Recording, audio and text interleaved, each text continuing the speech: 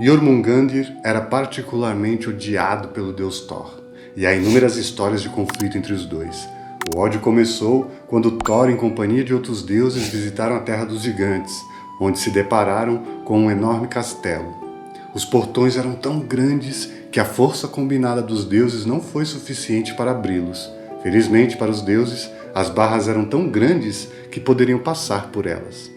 Ao saber que ele tinha convidados, o rei do castelo disse aos deuses que se eles esperavam sua hospitalidade, teriam primeiro que realizar uma série de proezas para impressioná-lo. Thor recebeu a tarefa muito simples, de levantar o gato de estimação do rei do chão. Uma tarefa que foi considerada tão mundana que até mesmo as crianças do castelo poderiam fazê-lo. Apesar de sua imensa força, Thor não conseguiu completar a tarefa, apenas conseguindo levantar uma das patas do gato do chão. Como segunda tarefa, o rei o desafiou a beber o grande chifre de bebida do castelo. E mais uma vez, Thor não conseguiu completar a tarefa, pois o nível de hidromel mal caiu abaixo da borda.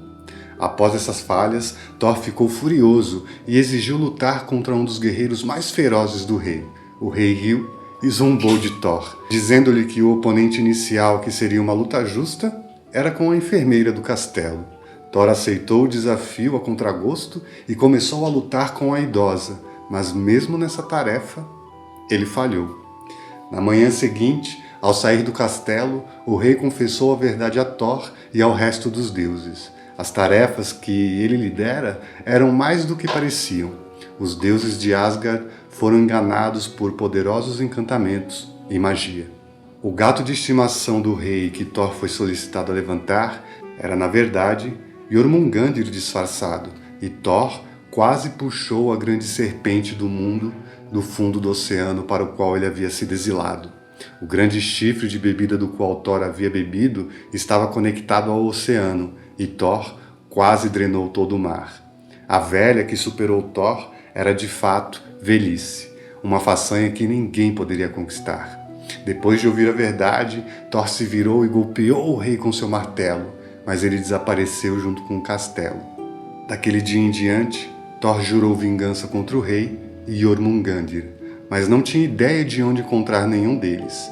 Alguns acreditam que o rei gigante era Loki disfarçado, tentando libertar seu filho no mundo. Afinal, Loki era um trapaceiro renomado e, para realizar uma ilusão tão forte que pudesse enganar os deuses com tanta facilidade, exigiria os talentos de alguém tão poderoso quanto Loki.